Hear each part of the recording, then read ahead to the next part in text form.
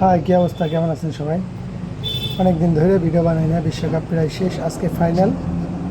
তো ফাইনালের আমার প্রিয় দল আর্জেন্টিনা, আর ওই পাশে আছে স্পেন। স্পেনের সমর্থন করবে সকল ব্রাজিল ফ্যানরা, তাদের জন্য শুভকামনা। তবে আমরা আশা করি আমাদের এই যে 3টে স্টার দেখা যায় না, আশা করি এখানে আরেকটা স্টার বসবে।